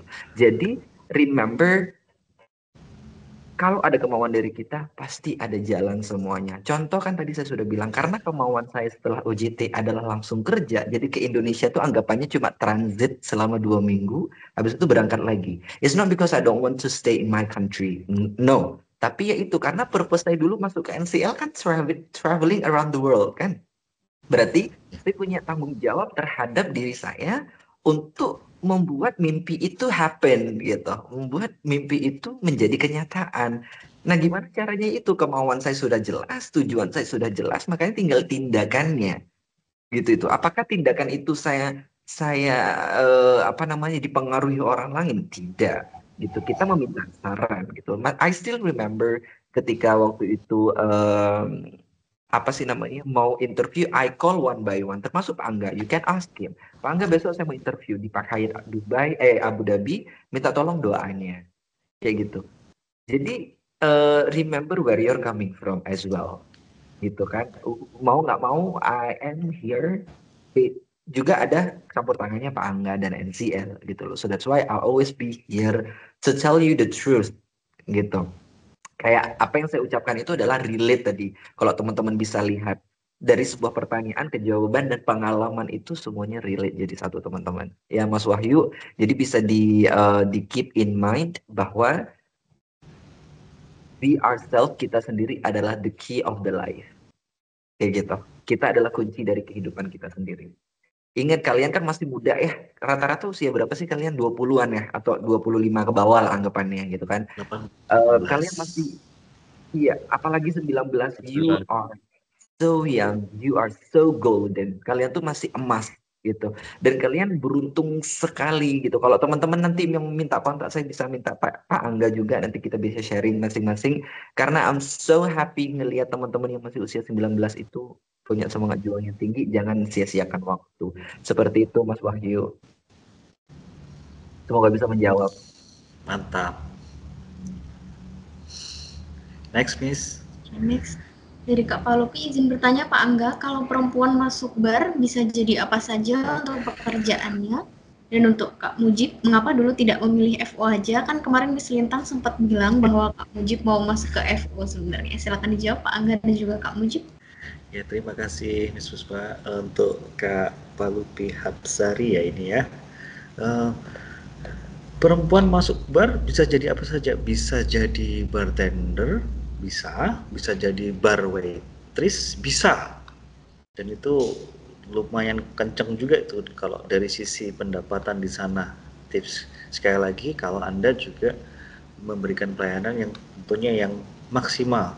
Jadi itu ya, dua posisi. Bisa jadi bartender, bisa kok. Perempuan bisa jadi bartender. Kalau di Indonesia istilahnya bartendris atau bartender cewek.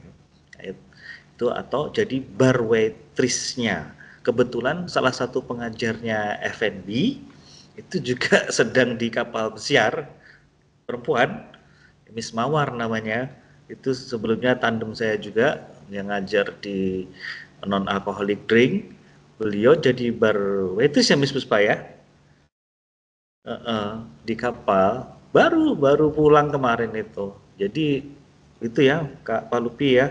Jadi kalau Anda memang ingin bekerja di bar, bisa dua itu posisi itu, jadi bartender atau jadi bar waitress gitu. Kalau untuk yang pertanyaan kedua monggo itu, ayo tanggung jawab Kak Mujib. Apa pertanyaannya tadi? Itu apa tuh Miss? Untuk Kak Mujib kan itu loh. Miss Lintang sempat bilang bahwa Kak Mujib mau masuk ke FO sebenarnya. Oke. Jadi tadi sepertinya sudah terjawab di awal tadi ya gitu. Lagi dan lagi karena keinginan dan kemauan saya untuk keliling dunia. Sebenarnya FO bisa gitu kan. FO bisa juga, departemen semua departemen have the same chance, semuanya punya kesempatan yang sama kayak gitu kan. Cuman lagi dan lagi it's a call from your heart gitu. Itu panggilan dari heart kita, dari dalam diri kita gitu. Jadi memang it's very hard decision waktu itu. Saya bolak-balik tuh ke Pak Angga, ke Miss Lintang, ke Pak Angga, Miss Lintang, Pak Angga, Miss Lintang, to decide what I want to be, gitu kan. Kalau Miss Lintang ada di sini, I'm sorry I'm not taking FO karena my heart is calling for F&B service kayak gitu. Jadi lagi dan lagi karena keinginan dan kemauan saya untuk bisa keliling dunia seperti itu dan dibantu oleh karena kita kan yang tahu kekurangan dan bisa dibilang kelebihan kita itu mungkin orang lain yang bisa, tapi seenggaknya ada satu kelebihan yang kita tahu apa yang diri kita punya gitu. Kalau misalkan bisa dibilang, ya I want to say that my English is my strong weapon kayak gitu bisa dibilang. Nah, if di FO fit juga gitu, masuk juga gitu kan. But then I want to have the other point of view of how I will travel easily gitu. And then I found this F&B service, menemukan F&B service itu. That's the reason why I chose. Only just because I want to travel and I want to quit my comfort zone gitu. So I want to see more people and want to serve them kayak gitu. Karena F&B service itu adalah seni kalau menurut saya tuh seni. Bagaimana karena di dalam nanti diajarin oleh Pak Angga bagaimana kita nge-serve tuh kan ada gaya-gayanya ya. Kayak dari kanan lah, dari kiri lah, gimana caranya inilah. That's an art. Itu adalah sebuah seni. Bisa dibilang seperti itu. Dan it's very jadi kita mannernya itu kalau kita sekarang nih kan kita jiwanya udah jiwa waiter nih. Kalau kita ke restoran itu kita udah punya manner itu gitu. Manner orang kaya lah anggapannya gitu. Jadi anggapannya seperti itu. Jadi kita ke restoran, cara kita makan, cara kita behave, berperilaku di sebuah restoran gitu. Jadi bisa gitu. Jadi kalau nanti teman-teman ada kesempatan punya teman-teman crazy rich gitu kan, diajak ke restoran bintang 5, oh I'm confident enough to go with you. Kayak gitu loh maksudnya teman-teman. Jadi itu alasan kenapa saya bisa kenapa saya milih F&B service teman-teman. Terima kasih. Next. Izin bertanya untuk Kak Mujib lagi, gimana cara mempush diri kita lebih percaya diri dan keluar dari zona nyaman seperti Kak Mujib sendiri? Ada lagi ternyata Pak Angga tuh saya.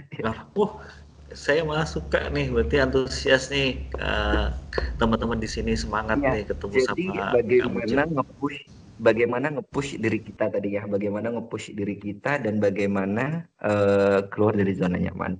Oke, lagi dan lagi I will not be so bored to tell you that nggak habis saya kalau misalkan ngomong tentang bagaimana saya nge-push diri saya dan terus bagaimana cara mengatasi keluar dari zona nyaman itu. Keluar dari zona nyaman emang susah teman-teman gitu. It takes my 1,000 courage gitu. Ngambil seluruh dari keberanian saya untuk keluar dari zona nyaman tersebut. Karena keluar dari zona nyaman itu seolah-olah kita menjadi pribadi yang baru gitu kan. Tapi yang teman-teman perlu ingat adalah menjadi sesuatu yang baru itu tidak selalu buruk. Bahkan mungkin itu adalah akan menjadi your another better version. Gitu, menjadi versi lebih baik kita sebenarnya, tapi kita nggak tahu karena kita nggak mau menggali itu. Dan ternyata benar, it happened to me.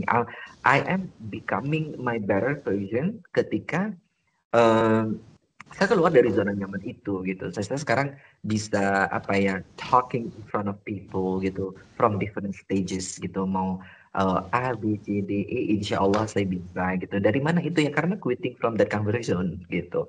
Dan nge-push diri kita cuma dua teman-teman.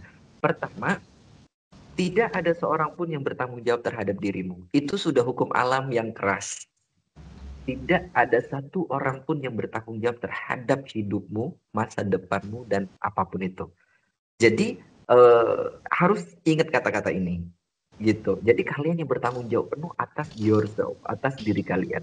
Yang kedua, itu lagi dan lagi ingat tujuannya. Tujuannya apa kalian berada di situ? Ya itu.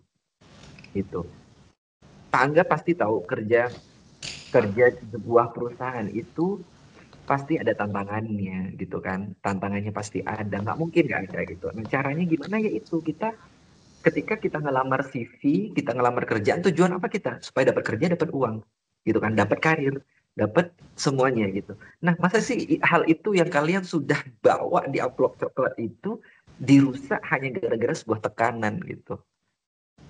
Jadi harus ingat tujuan itu tadi. Jadi dua hal ya teman-teman jawabannya. Pertama, tidak ada yang bertanggung jawab terhadap dirimu. Yang kedua, ingat tujuan. Seperti itu teman-teman. Terima kasih. Iya. Oke. Next, kalau boleh tahu tip terbesar dalam 1 bulan yang pernah Kak Mujib dan Pak Angga dapat nggak? Bapak Kak Mujib itu. Kalau per bulan akumulatif ya. Ini tip terbesar sehari deh, boleh ya. Sehari itu waktu itu saya dapat ketika itu ini F1 Abu Dhabi kan tempatnya F1 yang di bulan Desember. Saya mendapat karena itu menghandle guest besar kali ya kayak 20 orangan gitu. Saya dapat dari mereka itu 8 juta. Wow, mantap. Itu dalam satu guest ya, karena itu mungkin event besar kali ya. Jadi tapi meskipun event besar, kalau cara kita melayani kita nggak bagus ya nggak bakal dapet gitu. Kalau yang terkecil kalau di Abu Dhabi itu saya dapat 50.000, dapat juga gitu kan. Tapi bukan karena itu, karena kan apa namanya? Tapi kalau misalkan yang terbesar itu 8 juta dalam satu tamu ya, satu tamu bukan satu hari, satu tamu itu 8 juta terbesar. Tapi kalau Pak masih nggak ada apa-apanya sama Pak Angga, coba deh Pak Angga jawab. Enggak juga. Iya, kurang lebih sama. Kalau saya dulu di rata-rata ya teman-teman, ketika bekerja di 5-star hotel, karena ya komunikasi sih ya, karena kita dipercaya kemudian tamu nyaman. Rata-rata mungkin by dolar 50 sampai 100 dolar per hari itu kita bisa dapat. Saya dulu kalau rupiah mungkin 500 sampai 1,5 jutaan gitu. Pokoknya intinya kebeli mobil lah waktu itu. Iya, kurang itu ya. Next Miss. Oke, Mudah-mudahan cukup puas ya Wawan ya. Iya. Nanti Wawan cari sendiri deh. Kita ngobrol. Saya kasih tips gimana caranya dapat tips banyak ya. Bentar ya. Ini masuk ke pertanyaan terakhir dari Kak Neta. Izin bertanya Kak Mujib, saya mau tanya untuk jam kerja di sana berapa jam kerja and how much your get salary in 1 month? Bentar, ini Neta ini kayaknya yang kemarin kenal ini nggak Neta? Bapak-bapak istri punya 3 anak itu ya kayaknya. Kayak namanya Neta kalau nggak salah. Ya silakan Mujib. Jam kerja ya. Nah, tadi kalau teman-teman perhatiin di awal-awal, F&B service is about flexibility. Tentang ke fleksibilitasan kita terhadap sesuatunya, kayak gitu ya. Jadi kalau untuk jam kerja, kalau based on the contract di UAE, di the whole UAE itu, jadi di UAE itu ada yang 8 jam kerja, ada yang 10 jam kerja. Kalau yang 10 jam kerja itu dapat libur 2 hari dalam seminggu. Kalau yang 8 jam kerja itu 1 kali dalam seminggu. Gitu. Jadi jam kerjanya based on the contract I got 10 jam. Gitu. But somehow karena flexibility itu karena kan di outlet somehow kan rame ya. Apa namanya itu butuh ekstra. Jadi kayak 2 jam itu tambahan 12 jam. Tapi remember, whatever that you put into the company, it will pay the off. Itu akan terbayarkan. Kenapa? Mungkin salah satu faktor yang dipertimbangkan oleh atasan saya pribadi untuk dapat promosi 6 bulan itu mungkin karena tidak pernah komen kayak kenapa aku kerja 12 jam, kenapa aku kerja 11 jam, kenapa nggak 10 jam gitu. I follow. Karena apa? I know already for a fact that F&B service is about flexibility. Kayak gitu. Dari awal sudah tahu itu. Pas waktu masuk di NCL ya itu yang ditekankan. It's about flexibility. You have to remember that. Kalian harus ingat itu. Kalau salary itu it depends on your positions. gitu kan, tergantung dari position kita. Kalau kalian ingat Miss Lintang kemarin bilang bahwa gaji itu tergantung dari posisi kita masing-masing. Oke, kita berbicara tentang entry level deh. Entry level kalau di UAE itu range-nya ya itu di angka 6 sampai 8. Ini gaji pokok yang saya bahas, gaji pokok, bukan sama servis, bukan sama tip. Oke, ini gaji pokok. Gaji pokok itu kalau teman-teman tahu itu adalah gaji yang sudah pasti, teman-teman dapatkan. Gitu ya, 6 sampai 8. Ini range-nya. Kalau di UAE, di negara-negara lain beda sendiri gitu. Nggak bisa disamaratakan. Anggapannya kalau di Indonesia itu adalah UMR ya. Jadi UMR itu adalah gaji pokoknya kalian di sana gitu.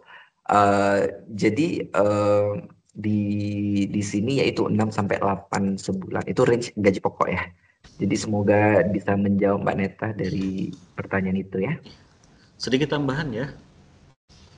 Ini sedikit aja. Jadi soal masalah pendapatan, gimana? Saya mau bilang gini, ini bayangan ya. Kalau memang Anda saat masih muda ini, kalau saya lebih baik, misalnya kenapa sih dulu saya menyarankan kayak Mujib dan kawan-kawan misalnya dari Indonesia. Anda OJT itu nggak harus di luar sih sebenarnya, di Indonesia pun nggak ada masalah. Tapi setelah OJT, harapan saya Anda bisa berangkat keluar. Kenapa harus berangkat keluar? Khususnya kenapa kok Middle East? Karena peluangnya sangat besar. Banyak sekali lowongan F&B di sana. Dan kedua, bagi teman-teman yang mungkin dengan keterbatasan dana yang nggak memungkinkan untuk belajar di kampung Inggris, mengembangkan bahasa Inggrisnya misalnya ya, di sana kan Anda akan otomatis akan belajar dengan sendirinya.